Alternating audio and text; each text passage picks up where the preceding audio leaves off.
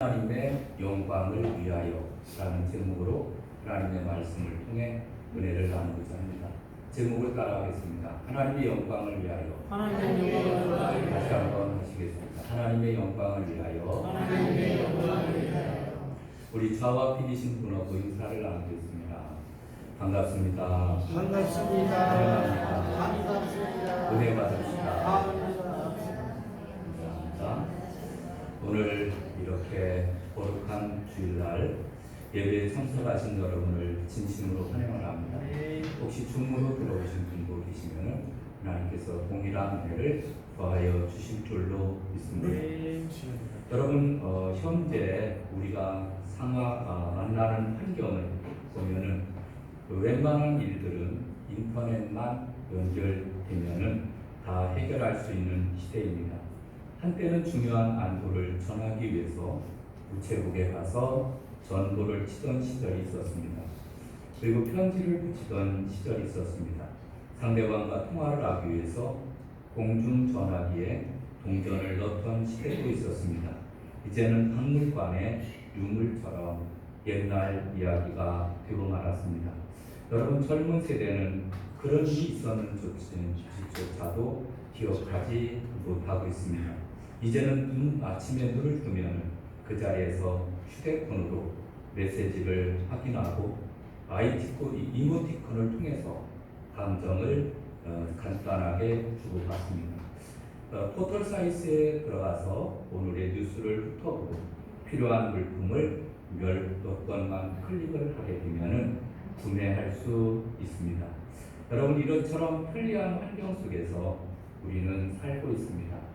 그런데 여러분, 우리는 옛날이나 지금이나 우리는 이런 질문을 해야 됩니다. 왜 나는 사는가? 왜 내 존재는 무엇인가? 아직도 여러분, 나의 존재의 삶의 목적을 우리가 모른다고 하면은 다시 한번 우리의 삶의 목적을 점검해야 될 줄로 믿습니다. 여러분, 이제 우리가 지금 챗 GPT에다가 이제 물어봅니다. 인생의 목적이 무엇이냐? 그러면은 챗 GPT에서 기계가 자동적으로 잘 대답해 줍니다. 하나님을 영화롭게 하며 사는 것이다. 그것이 바로 인간의 삶의 목적이다. 여러분, 기계도 아는 일을 우리 인간은 모르고 있다라고 하는 사실을 우리는 발견하게 됩니다. 여러분, 기계도 아는데 정말 우리는 모르고 있는 그런 것들이 많이 있습니다. 여러분, 신약에 보면 수많은 인물 가운데 바울과 같이 산 사람이 어디 있을까요? 바울은 다메섹 도상에서 예수님을 만난 이후에 모든 삶을 예수 그리스도를 위해서 살았습니다. 가는 곳마다 그는 매를 맞고 돌에 맞고 배가 파손하고 강도의 위협과 동족의 위협과 배고픔과 헐벗음, 그러면서 너무나 힘들게 복음을 전하며 살았습니다. 나중에는 3차 전도 여행을 마치고 1차, 2차, 3차에 다니면서 복음을 전했는데 정말로 엄청난 그러한 지역을 다니면서 그 광대한 지역을 다니면서 그 수많은 사람들에게 복음을 전했습니다. 그리고 3차 전도 여행을 마치고 예루살렘에 왔을 때는 수치스러운 누명까지 쓰게 되었습니다. 그래서 감옥에 갇히게 되어서 가이사라 감옥에 갇혀서 2년, 로마의 감옥에 갇혀서 2년, 무려 4년이나 옥살이를 해야 되었습니다. 그런 가운데 예수 그리스도를 위해서 산 삶의 대가가 감옥에 갇혀서 그는 고생을 하다가 결국은 순교의 제물이 되었습니다. 그의 인생을 가만히 보면은 우리의 관점에서 보면은 참 불쌍하다, 참 덧없는 인생을 살았다, 이렇게 볼 수 있지만, 그러나 우리가 하나님의 관점에서 보게 되면은 참 그는 위대한 삶을 살았음을 우리가 보게 됩니다. 그는 목배임을 당해 순교하기 이르기까지 사도 바울은 총 성경 13권을 기록을 했습니다. 교회와 가정에게 개인에게 보내면서 그는 입을 열 때마다 말하는 것이 감사였습니다. 감사하라, 감사하십시오, 감사를 드리십시오.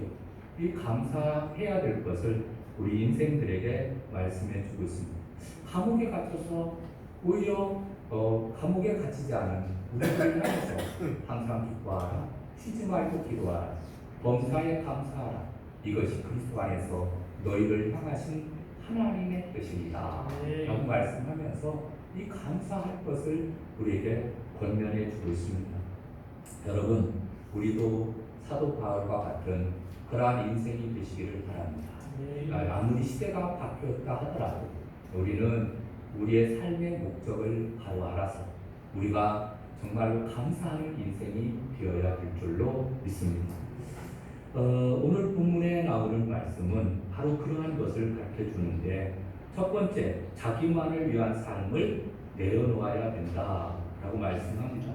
7절에 나오는 말씀을 보게 되면은 우리 중에 누구든지 자기를 위하여 사는 자가 없고 자기를 위하여 죽는 자도 없도다 라고 말씀합니다.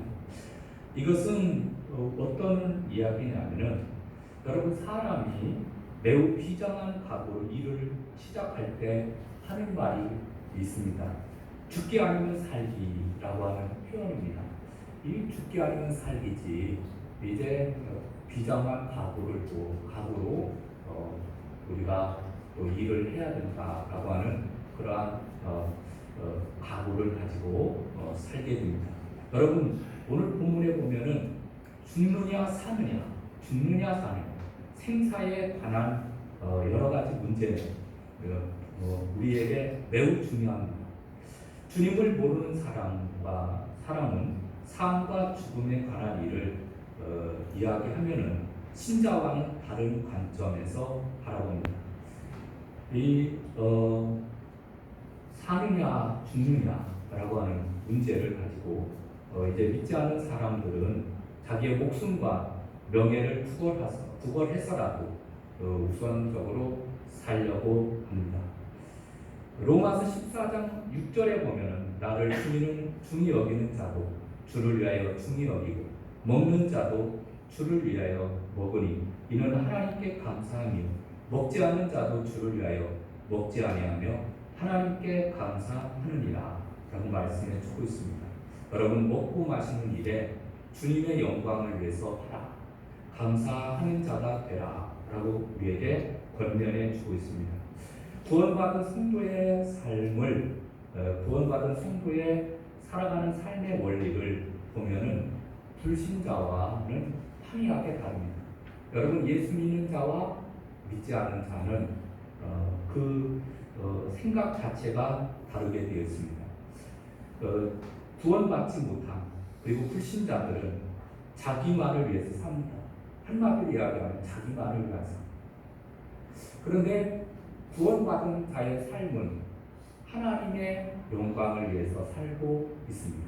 그래서 이 사람이 정말로 구원을 받았는지 구원을 안 받았는지, 정말로 예수님을 믿는지 예수님을 믿지 않는지, 이것을 알아보려고 하면은 자기 중심적인 삶을 사느냐 아니면은 이타적인 삶, 하나님의 영광을 위해서 사느냐, 그 삶 속에, 말 속에, 행동 속에 다 나타나게 되어 있습니다.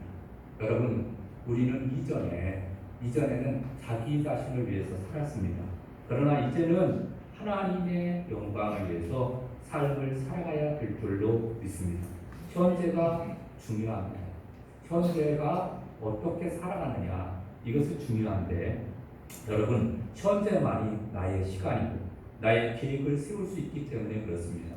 우리 모두 자신의 신분을 말할 때 본적, 현 주소를 구분합니다. 그리고 이름과 성별, 주민등록번호를 표기합니다. 여러분이 가지고 있는 주민등록증, 운전면허증, 복지카드, 여권 등이 나의 신분을 보장해 주게 됩니다. 그런데 거기에 보면은 현재 주소, 그리고 주민등록번호, 면허번호 등이 기재되어 있습니다. 여러분, 현재가 중요하다는 것이에요. 지금 모든 나의 신분을 말할 때 현재 주소가 어디 있느냐라고 하는 것이 중요한 것입니다. 여러분, 우리도 신령한 주소들을 가지고 있습니다. 여러분, 신령한 주소를 가지고 있는데 과거의 주소, 본적 이것도 중요하겠죠. 그러나 현재 주소가 어디냐? 현재 주소가 성대교회에서 신앙생활을 하고 열심히 하고 있느냐? 여러분, 그것을 지금 우리에게 말씀해 주고 있습니다. 현재 내가 어디에 처해 있느냐? 여러분, 나를 증명하는 것은 이것은 나의 그 주민등록증, 차량 운행증 이런 것들이 우리를 삶을 증명하듯이 여러분, 우리의 현재 주소가 어떤 것이냐라는 것이 중요하다라는 사실입니다. 예수님을 믿기 전에는 살기도 힘들군, 죽으면 망하리, 몇 번지 그래서 살았던 사람들이었습니다. 그런데 이제 예수 믿고 구원을 받고 하나님의 자녀가 되었습니다. 여러분, 이제 어떤 은사를 받았느냐, 또 내가 무슨 일을 하느냐, 이것보다도 더 중요한 것은 내가 구원을 받아서 하나님의 자녀가 되어서 우리의 인생관이 달라졌다는 게 있습니다. 여러분, 이것은 굉장히 중요합니다. 이전에는 내 인생이 세상을 향해서 살다가 죽으면 지옥 갈 수밖에 없는 인생이었습니다. 그러나 이제는 예수 믿고 구원받아서 하나님의 나라에 들어가고 천국에 이르는 그러한 영광을 얻게 되었습니다. 여러분, 이것보다도 더 귀한 것이 어디 있습니까?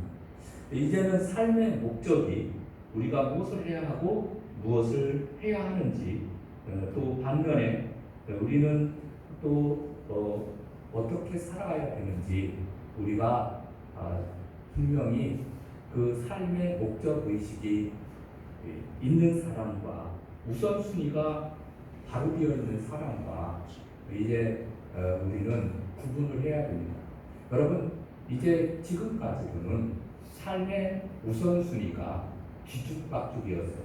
그래서 명예와 권세와 자녀들 교육, 그리고 돈 버는 것, 그리고 또 내가 잘 먹고 잘 살고 또 무엇을 사고 이런 것이 삶의 목적이 되었다고 하면은 지금부터는 이제 삶의 목적이 달라져야 된다는 거예요. 예수 믿기 전에는 삶의 목적이 여럿이었습니다. 중구난방이었습니다. 제멋대로였습니다. 그러나 이제는 예수 그리스도를 믿고 구주로 믿고 이제는 삶의 목적이 아주 분명해지게 됩니다. 하나님의 영광을 위하여, 할렐루야, 하나님의 영광을 위해서 이제는 모든 것이 내가 잠을 자도 하나님의 영광을 위해서, 내가 먹어도 하나님의 영광을 위해서, 내가 살아도 하나님의 영광을 위해서, 내가 자녀를 양육해도 하나님의 영광을 위해서. 여러분, 이렇게 분명한 삶의 목적이 우리가 자리 잡히게 되면은 그러면 그 인생은 정말로 하나님께서 돌봐주셔서 또 은혜 가운데 축복된 삶을 살게 되는 줄로 믿습니다. 여러분, 여기 말씀에 보게 되면은 위하여라고 하는 말이 여러 번 등장합니다.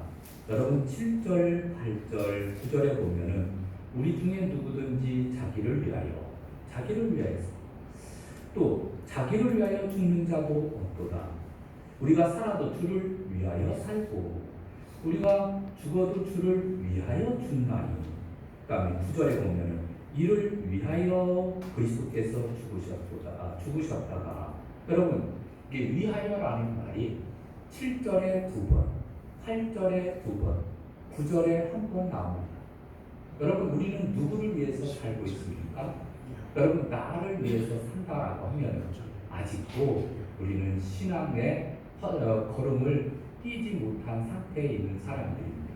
여러분, 그리고 신앙을 받아들였다 하더라도 이 교회에 나와서 신앙생활을 한다 하더라도 나를 위해서 사는 사람은 신앙의 초보 단계에 있는 사람. 이제는 조금 더 나아가서 우리는 하나님의 영광을 위해서, 할렐루야, 하나님의 영광을 위해서 살아가야 될 줄로 믿습니다. 삶의 우선순위가 제대로 되어 있어야 되는데 예수 그리스도, 바로 우리 주님이 우리의 삶의 주인이 되어야 된다라고 하는 사실입니다. 우리 인생의 삶의 목적을 분명히 함으로써 주님의 인도하심을 따라 세상이 줄 수 없는 참된 행복을 누리면서 살아가는 저와 여러분 되시기를 주님의 이름으로 축원합니다. 두 번째로 살펴볼 내용은 주님을 위하여라고 하는 분명한 계획을 세웁시다. 여러분 9절 보면은 이렇게 되어 있습니다. 이를 위하여 그리스도께서 죽었다가 다시 살아나셨으니 곧 죽은 자와 산 자의 주가 되려 하심이라 라고 말씀합니다. 여러분 신앙인은 자기만을 위해서 살지 않습니다. 자기를 위해서 죽은 자를 위해서 살아가게 되어 있습니다. 여러분 이제 자기를 위해서 죽은 자 결국 누구죠? 예수님을 위해서 사는 삶이 되어야 된다라고 하는 사실입니다. 주님께서 나를 위해서 값을 내어주셨으므로 우리는 하나님의 영광을 위한 도구가 되어야 됩니다. 우리는 소유권이 이양된 상태입니다. 이전에는 나였어요.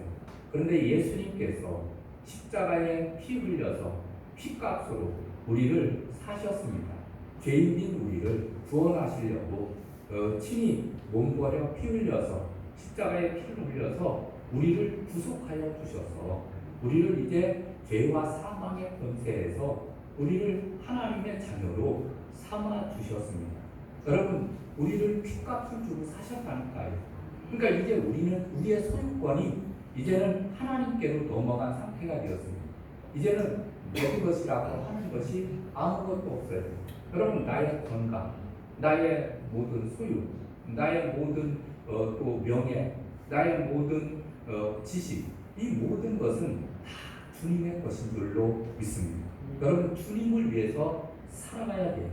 여러분 지금 이제부터는 내가 무엇을 하고 무엇을 나중에 할 것인지, 먼저 하고 나중에 할 것인지를 그 기준을 정해서 살아가야 되는데 신령한 기준이 없이 살면은 어느 순간 믿음이 흔들리면은 한순간에 공동체까지 다 흐릴 수가 있습니다. 삶의 우선순위를 분명히 해서 현재보다 더 업그레이딩 된 삶을 살아가야 될 줄로 믿습니다. 삶의 목적이 분명하지 않은 경우에 우리의 삶은 늘 불안정할 수밖에 없습니다. 가난하고 어렵고 힘든 생활을 하더라도 삶의 목적이 분명해야 돼요. 분명해요. 아무리 못 살다 하더라도 우리는 삶의 목적이 분명해서 하나님의 영광을 위해서 달려가야 될 줄로 믿습니다. 예수님은 이 땅에 오셔서 33년이라는 짧은 인생을 살다가 승천하셨습니다. 예수님의 인생이 그토록 위대할 수 있었던 것은 삶의 목적이 언제나 분명했어요. 예수님은 단 한 번도 이 땅에서 자기를 보내신 그러한 삶의 목적을 잊어버린 적이 없었습니다. 그 일을 성취하기 위해서 자신의 일생을 투개와 같이 불살라 바치셨습니다. 예수님께서는 길을 걸어가시든지 집에 머물러 계시든지 전도 여행을 하실 때 말씀을 전하실 때에도 항상 자신에게 주어진 삶의 목적을 기억하고 있었다라는 사실입니다. 시마다 때마다 예수님께서 하신 말씀을 기억하십니까? 예수님은 내가 이 일을 위해서 왔노라 라고 하시면서 자신은 이것 때문에 살고 이것 때문에 죽어야 한다라고 누누이 강조해주고 있습니다. 마가복음 10장 45절에 보면 인자가 온 것은 섬김을 받으려 함이 아니라 도리어 섬기려 하고 자기 목숨을 많은 사람의 대속물로 주려 함이니라 라고 말씀해 주고 있습니다. 자기가 존재하는 목적은 뭐냐? 모든 인류를 죄에서 구속하시기 위한 것임을 언제나 분명하게 알고 있었습니다. 예수님은 십자가를 앞에 놓고도 그 목적을 한 번도 바꾸신 적이 없었습니다. 상황이 불리해졌다고 해서 그는 삶의 목적을 처리하신 적이 없었습니다. 예수님께서는 죽음 앞에서도 내가 이 일을 위해서 왔노라라고 말씀하시면서 묵묵히 십자가의 길을 걸어가셨다라고 하는 사실입니다. 여러분, 우리도 삶의 목적이 분명해야 될 줄로 믿습니다. 가난하던 또 부유하게 살던 우리는 삶의 목적이 분명해요. 지금 우리의 시대를 가만히 보면은 이전의 시대와는 많이 다릅니다. 신앙생활을 하는 것이 많이 달라요. 이전의 시대는 갈급함이 있었어요. 갈망이 있었어요. 그래서 간절히 기도했고 간절히 말씀을 사모했습니다. 그러나 요즘은 그것이 조금 줄어든 그러한 기분이 듭니다. 나만의 기분일까요? 아닌 것 같아요. 요즘에는 갈급함이 없습니다. 여러분, 살아가는데 풍성하거든요. 언제 어디서든지 이 먹을 것, 누릴 것 다 하고 삶을 살아가고 있기 때문에 그러다 보니까 신앙이 점점 나태하고 게을러지게 됩니다. 그래서 하나님께서 한 가지 방법을 마련해 놓으셨는데 그것이 바로 인생에게 고생의 떡을 먹이는 거예요. 여러분, 이제 고난당하고 어려움을 당하기 전에 우리는 하나님 앞에 바로 서서 우리가 정말로 앞으로 남은 인생의 여정길이 몇 년이 될지 모르지만 우리가 바로 서서 신앙생활을 똑바로 잘 해야 될 줄로 믿습니다. 그래서 8절과 9절에 나오는 말씀처럼 우리가 살아도 주를 위해서 살고 죽어도 주를 위해서 죽나니 그러므로 사나 죽으나 우리가 주의 것이로다. 이를 위하여 그리스도께서 죽었다가 다시 살아나셨으니 곧 죽은 자와 산 자의 주가 되려 하십니다. 아멘. 여러분, 내가 죽어야 됩니다. 내 자아가 죽어야 됩니다. 그리고 주님께서 살아나야 다시 한번 우리의 인생이 빛을 발할 수가 있는 줄로 믿습니다. 빌립보서 1장 20절에 보면은 나의 간절한 기대와 소망을 따라 아무 일에든지 부끄러워하지 아니하고 지금도 전과 같이 온전히 담대하여 살든지 죽든지 내 몸에서 그리스도가 존귀하게 되어 하나니 이는 내게 사는 것이 그리스도니 죽는 것도 유익함이라. 아멘. 여러분, 이제 살아서 주님께 영광을 돌릴지 아니면 죽어서 영광을 돌릴지 나는 알지 못한다 이거예요. 다시 말해서 그가 감옥에 갇혀 있어서 그야말로 여기서 죽는 것이 하나님의 영광이 되는지 아니면 밖에 또 나가서 복음을 증거함으로 인해서 그것이 하나님 앞에 영광이 되고 득이 되는지 우리는 알지 못한다. 그러나 사나 죽으나 오직 하나님의 영광을 위해서 달려가고자 하는 바울의 모습을 보게 됩니다. 여러분, 살아도 주님 보시기에 부끄럽지 않게 죽어도 주님 보시기에 부끄럽지 않은 삶을 살아가야 될 줄로 믿습니다.